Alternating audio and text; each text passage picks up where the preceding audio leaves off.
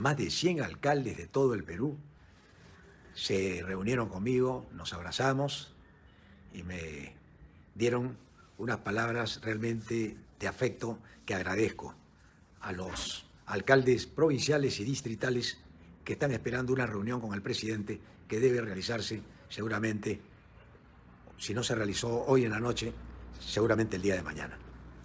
Quiero decir algo, yo no veo noticieros, no veo canales de televisión, más bien me baso en lo que la gente me dice y la gente me informa. Yo quisiera que ustedes me ayuden en este programa de hoy a develar una interrogante, ¿no? ¿Soy finalmente el asesor del presidente? ¿Ustedes consideran que la prensa, al haber hecho esa labor de distorsionar la noticia, de transformar la noticia, de voltearla, de invertirla, ha permitido que la primera ministra, la señora Vázquez, le diga al presidente: no aceptes a Ricardo Belmont como asesor? Esa sería la pregunta que yo hago. Y la segunda pregunta que hago es, después viene la segunda pregunta, en la pregunta que hacen los periodistas, ellos hacen afirmaciones que no son ciertas en la pregunta, lo que la obligaron a la primera ministra a enredarse en la respuesta. Porque la pregunta era tan fácil como esta: ¿Ricardo Belmont es un asesor o no es un asesor del presidente? ¿Ustedes qué piensan? Después de lo que han escuchado en la prensa, ¿que el presidente me ha dado la espalda o el presidente considera que, digamos, su silencio lo fortalece en torno a las decisiones que él toma? ¿Cuál es la sensación de ustedes, queridos seguidores de esta página que hoy por hoy es la más vista? Porque somos los primeros que hemos sacado a la luz las veleidades de la prensa mermelera, de la prensa chantajista, de la prensa que encima, o sea, está tratando de acorralar a un presidente que el día lunes puede tener un éxito o un fracaso, dependiendo del espíritu de los congresistas que, en el fraude electoral del cual yo me referí, la prensa ofició de árbitro de ese fraude que sin duda ha llevado a un Congreso cuyos miembros usted no conocía, producto de la prensa que supuestamente debe informar, como ha informado de Ricardo Belmont. Por ejemplo, ayer toda la prensa se ocupó de Ricardo Belmont. Entonces la pregunta que yo hago es: ¿y cómo la prensa no se ocupó nunca de los congresistas? ¿Nunca les interesó a los congresistas? ¿O se hicieron lo de la vista gorda para tener un Congreso que fuera manejado por ellos?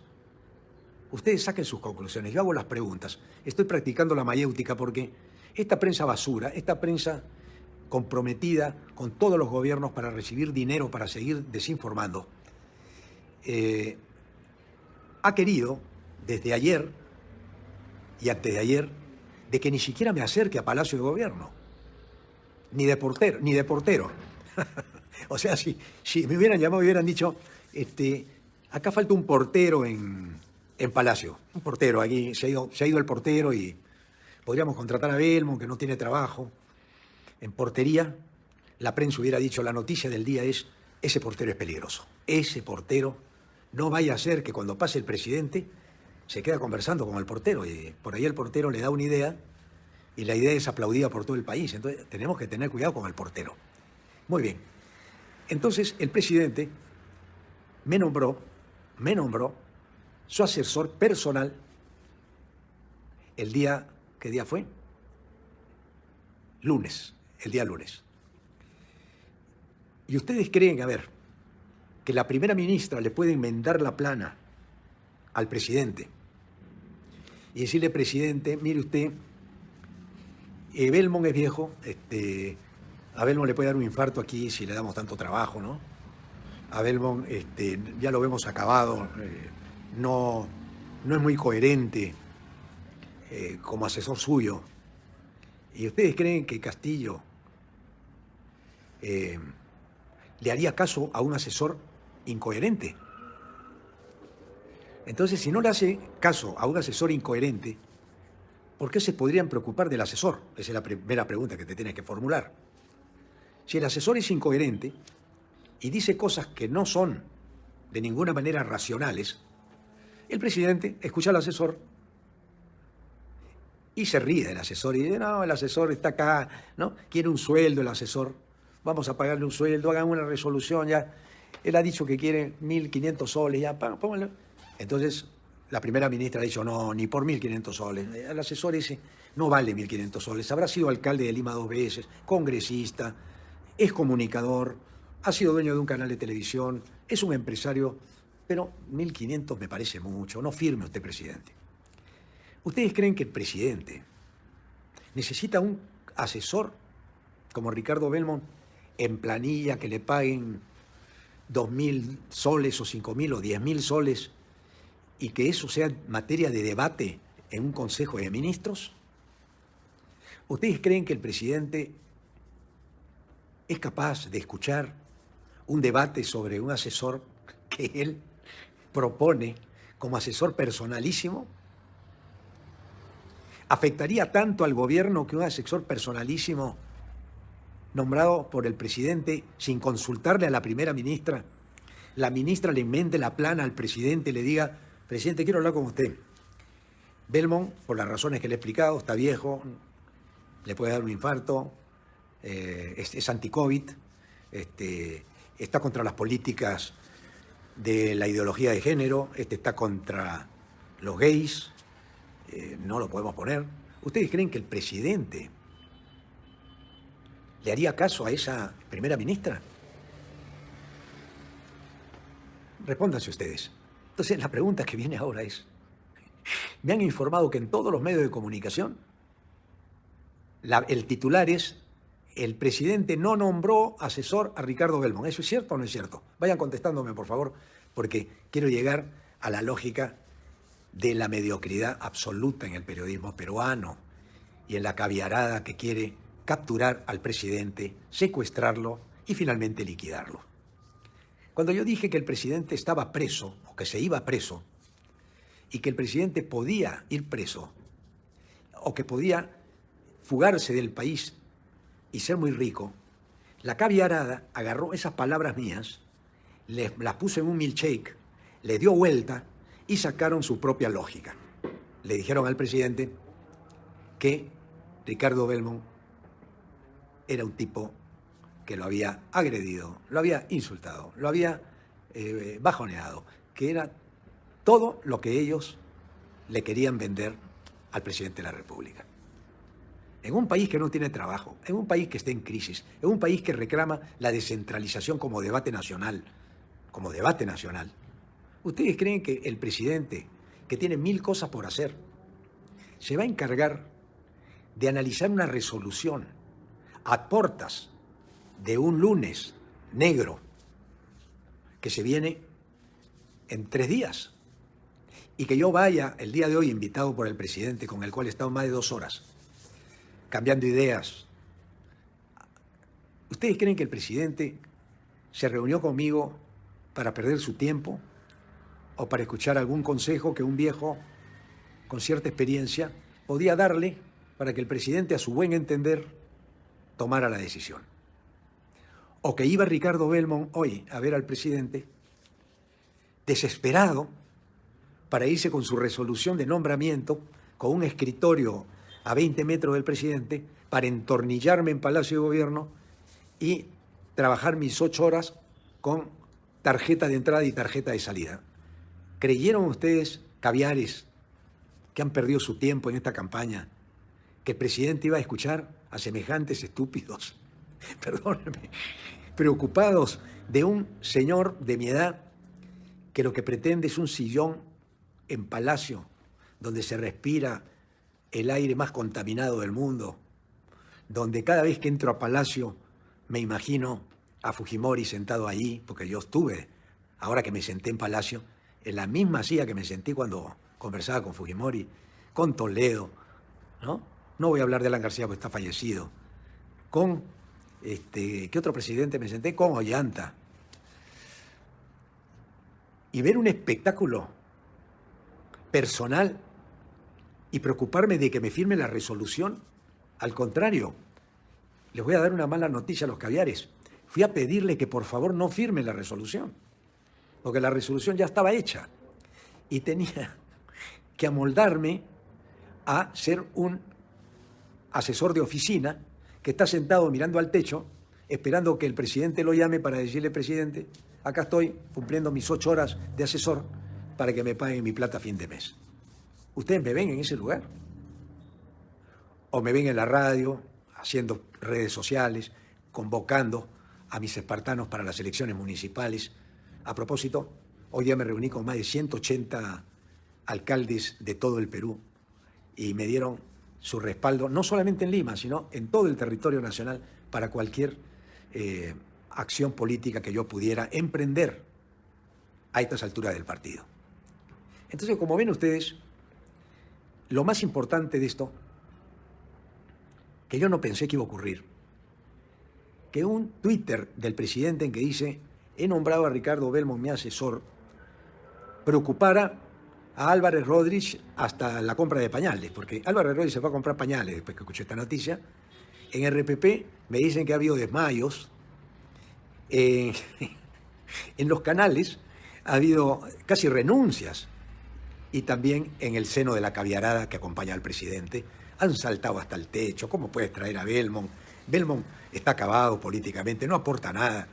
Y si no aporto nada, ¿qué importaría que yo me siente al costado del presidente como tanto ocioso que está sentado durante años en las oficinas de la PCM, de los ministerios, que son los que deciden? La mafia decide, y ellos trabajan para la mafia, para seguir manipulando las concesiones, las licitaciones, las compras del Estado, desde un lápiz, valga el término, para recordarnos de Perú Libre, que fue quien llevó al presidente al sillón presidencial, hasta la compra de servilletas y papel para que escriba el presidente. Todo eso hay un departamento de compras. En estado de emergencia se compra sin licitación. ¿Ustedes creen que mi presencia ahí era peligrosa para la mafia? ¿O no? Pasando a otro tema,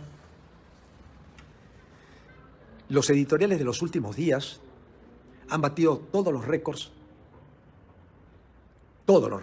de Facebook en lo que va del año.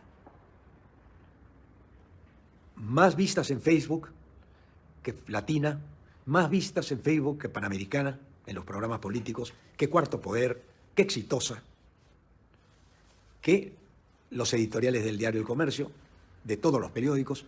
Hemos sido los número 1 en vistas y reproducciones que ustedes, gracias a ustedes, que creen en mi palabra a pesar de que los caviares me han dado con todo, con palo, con basenica, con todo, me han pegado con las basenicas, ¿sí? Pegándome toda la noche, ¿no? ¿Por qué? Porque saqué al fresco a la partida de corruptores, degenerados, que están ahí, merodeando al presidente para contagiarlo.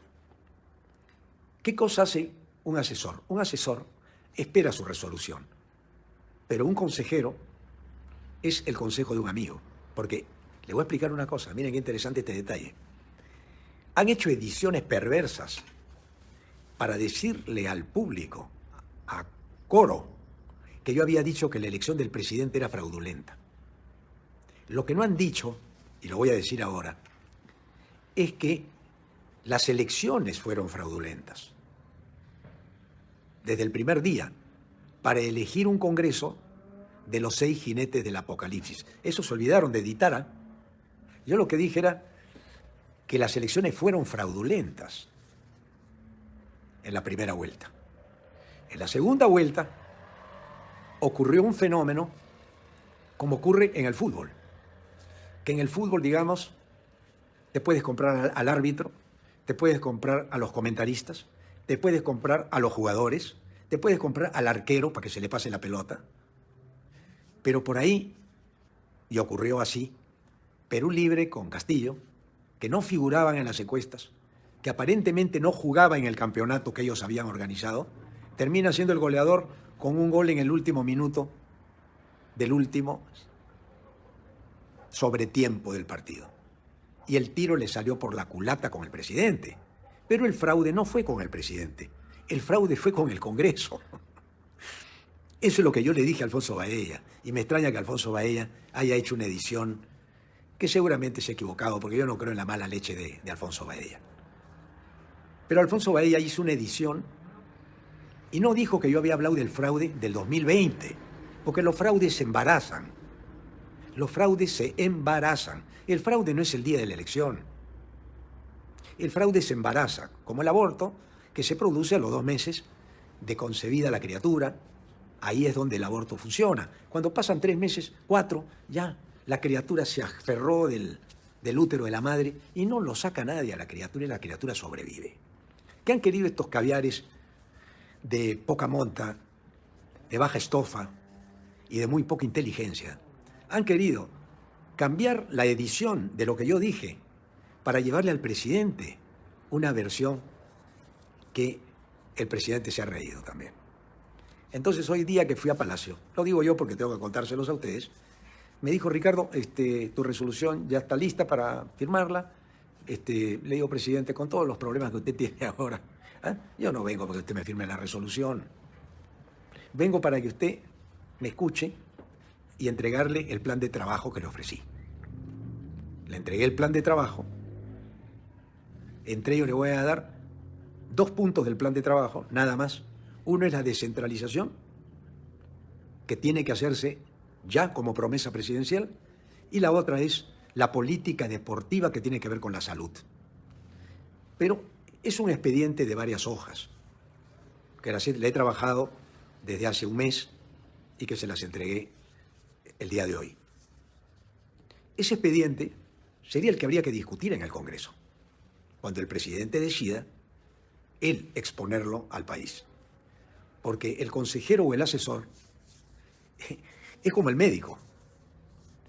¿Por qué te llama el presidente como consejero o como asesor? ¿Por qué te llama? Te llama para escuchar una versión que él considera que es honesta, para que él tome la decisión. No es el asesor el que toma la decisión. ¿Correcto?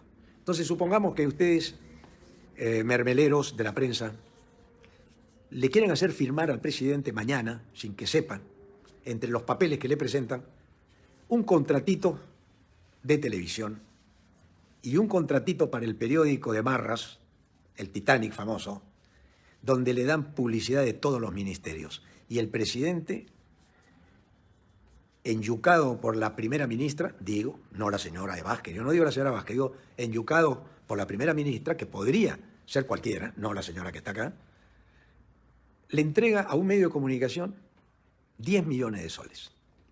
¿Quién es el responsable? ¿El presidente? ¿O la que le puso eso en la mesa? Eso es lo que yo le dije al presidente. Eso es lo que le dije al presidente.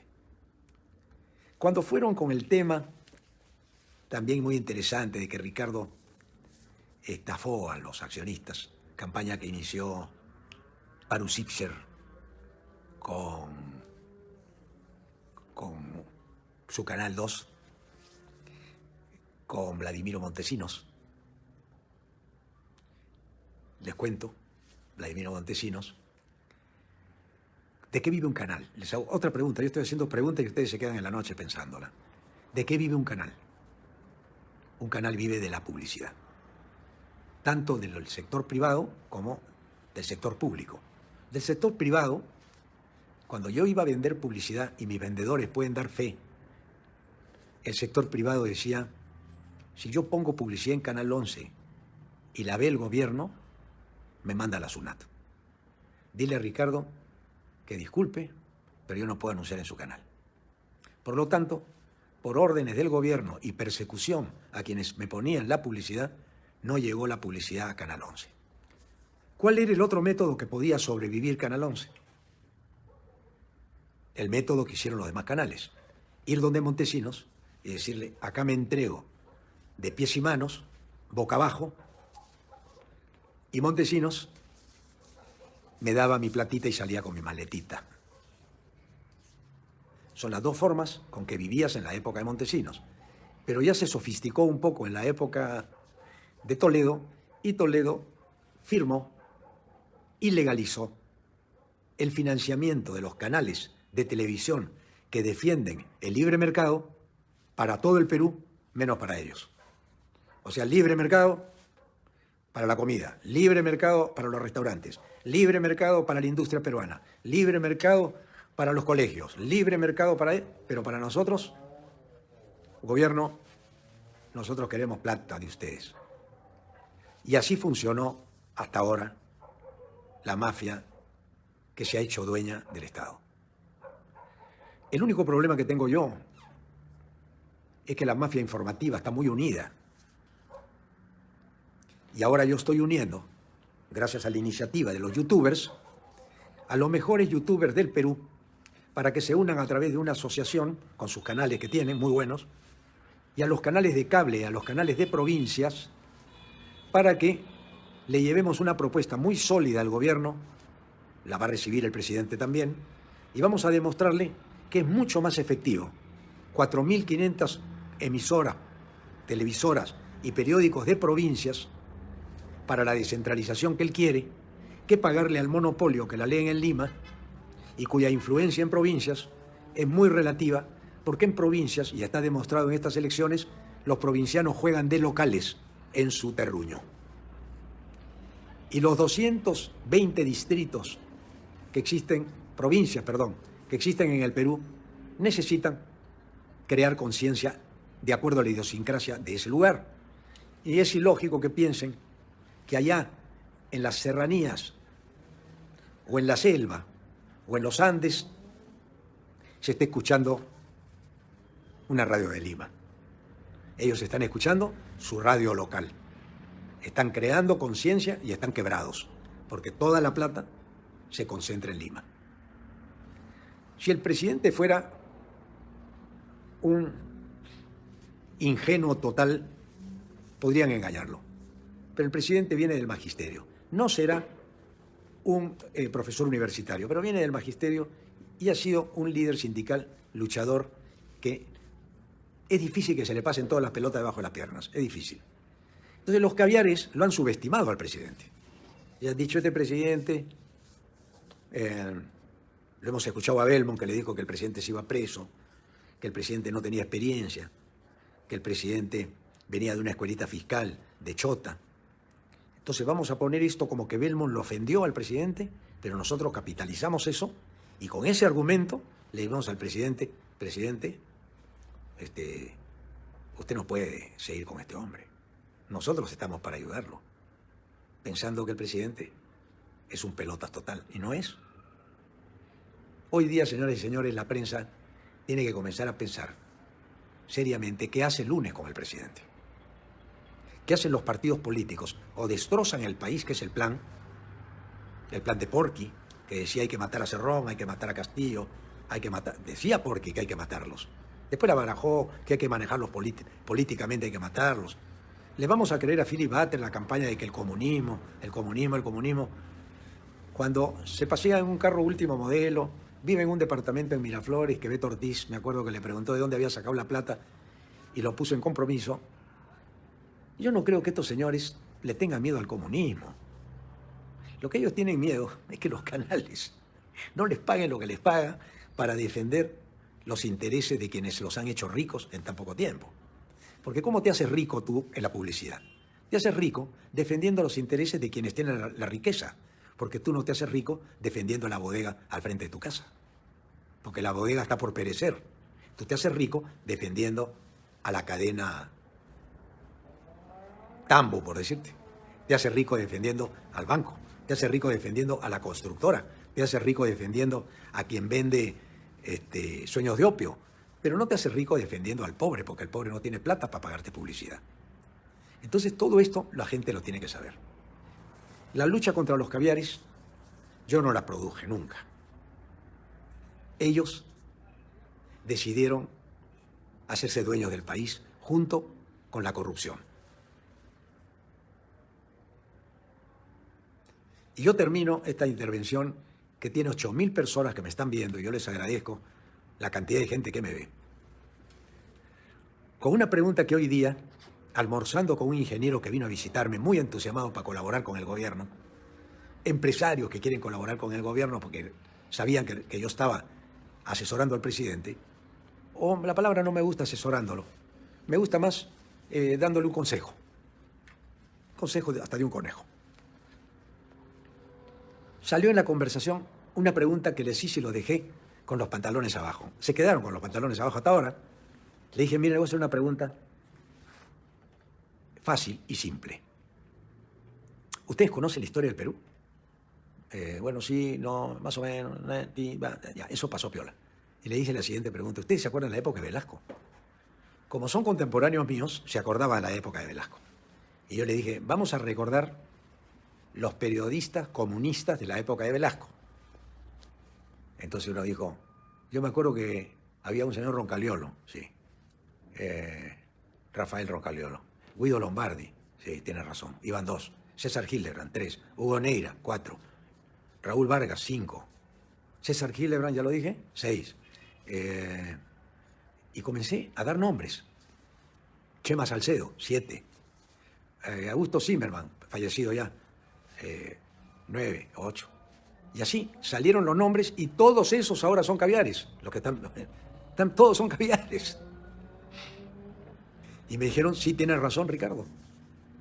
Le voy a seguir dando más nombres de comunistas que se convirtieron en capitalistas. El Chato Letts, Ricardo Letts. Sí, pero muy respetado comunista. ¿Cuál otro tenemos ahí? Javier Descanseco, que murió en su ley. El Chato Letts también, murió en su ley. ¿Qué otro comunista, me acordaba yo, que ha estado en mi casa? Bueno, les he dado una nómina. Y yo les dije, les hice otra pregunta. Y ahí ya no hubo respuesta. La pensaron y al final me dijeron, tienes razón, Ricardo. Pucha, me sentí feliz, me han dado la razón por primera vez. Le dije, ¿tú qué prefieres? ¿Invitar a tu casa a almorzar a un comunista o a un corrupto, a un ladrón, a un pederasta? ¿Qué prefieres? Lo pensaron y yo agregué, le dije, mira, los comunistas los puedes convencer para que dejen de ser comunistas. La prueba está que todos esos periodistas, Lucar también, dejó de ser comunista, trotskista, y se volvió de derecha. O sea, lo bueno de algunos comunistas, tal vez no todos, pero la mayoría de los comunistas, cuando tienen plata dejan de ser comunistas y trabajan para los caviares, que es la asunción media para que la élite gobernante te acepte. Entonces los caviares se unen porque les gusta el buen combo y el billete por abajo. Sin embargo, al corrupto tú no lo invitas a tu casa. Tú invitas a un corrupto que va a estar enamorando a tu hija de 13 años, que va a estar diciéndole a tu niño o a tu niña mientras tú los dejas solo, quédense ustedes un rato acá con nuestro invitado que voy a servirle otro café. Y el tipo le dice por lo bajo, hijita, ¿ya te masturbaste tú? ¿Has probado? Y cuando regresas se hace el sol. Estoy seguro que tampoco invitarías al que te se va a chorear los cubiertos de tu casa. Por lo tanto, conclusión, el corrupto no cambia, el comunista sí. Lógica aristotélica. El comunista cambia, demostrado. Hildebrand, Lucar, Chema, el Chato Letts, que bueno, el Chato Letts murió con sus ideas, Descanseco también murió con sus ideas, pero los que te estoy mencionando, Roncaliolo, me acuerdo, se volvió también de derecha, la otra señora, hombre, Balbi. La señora Balbi era una roja, esa era más roja que nadie. Trabajó en Canal 11, la señora Balbi. Y todos estos rojos dejan de ser rojos cuando los que tienen dinero les hacen una oferta de trabajo interesante y le dicen, mira, tú ya tienes que estar a nuestro lado. Esos son los caviares. Entonces yo te dejo este examen a ti, para mañana volverme a contactar contigo y que tú te acuerdes de que el caviar nunca ha ganado una elección, pero está con todos los gobiernos vendiendo asesorías para que sus ONGs cobren y les paguen el sueldo que ellos reciben mes a mes, mientras tú financias esas ONGs. Si Castillo hiciera eso, por eso es que no quieren que hable con Castillo, ni siquiera quieren que hable con Castillo. Si Castillo hiciera eso, termina preso, odiado por su pueblo que lo eligió, y nunca más va a poder ir a Chota, porque en Chota lo chotean, si hicieran lo que ustedes le están diciendo que hagan. Entonces Ricardo Vargas Llosa también, otro comunista, tremendo comunista, que le dio loas a Fidel Castro cuando ganó el premio Rómulo Vallejo en Cuba.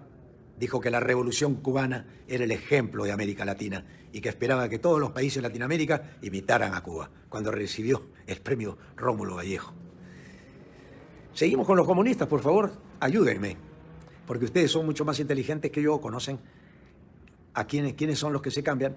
En cambio, el caso mío es al revés. Yo era un muchacho de derecha que me metía al barrio, que me metía a boxear, que me metía a la gimnasia del estadio, que caminó las calles tocando sus timbales. Me gustaba en la época de la universidad ganarme haciendo algunos chivos en los barrios populares, tocando mis timbales y tocando el bongo. Entonces yo conocía al pueblo. Y el pueblo es sano, el pueblo es bueno, el pueblo es noble. La voz del pueblo es la voz de Dios y el pueblo nunca se equivoca. Escuchen bien, el pueblo nunca se equivoca. Por eso el pueblo es humilde, porque el humilde está más cerca de Dios siempre. La soberbia, los caviares, soberbios, impositivos, falsos, mentirosos, arribistas, chupamedias, son los que finalmente han llegado al punto tal de querer corromper a nuestros hijos, a tus niños, a tus nietos. Y ahí salí al frente. Rospigliosi también me hicieron acordar de otro comunista, Rospigliosi. Están saliendo todos los comunistas que pateaban latas con efecto, porque nunca jugaron pelota, pateaban latas con efecto, y ahora ya son de derecha. El mismo Fujimori, en la universidad, era considerado un revolucionario en la universidad. La señora Susana Iguchi, que tenía su negocio en Barrios Altos, era la que sostenía a la familia empobrecida por la posición política que tenía en ese entonces Fujimori. Pero Fujimori, que llegó con su tractor, su blue jean y su casaca negra, resultó ser multimillonario después para comprarse acciones en los bancos, acciones en las mineras y acciones en todas las empresas productivas del Perú. Que la prensa cayó porque Fujimori se los compró. ¿Cómo podemos los peruanos, digo, ser tan ingenuos? ¿O es que ya el peruano humilde, el peruano sufrido, el peruano que nunca fue considerado parte de la patria, hoy día comienza a despertar gracias al más grande de los comunistas del mundo, llamado Bill Gates, que le entregó este telefonito y el internet a todos para igualarnos a todos nosotros con la misma posibilidad. Y digo Bill Gates comunista por joder, por ponerle salsa a esto, porque si no hubiera sido por Bill Gates, no se hubiera socializado la prensa. Estaría concentrada en los grupos monopólicos. Y con este comentario te lo dejo, porque me voy a tomar un whiskycito, porque últimamente me quiero volver un caviar. Salud, muy buena.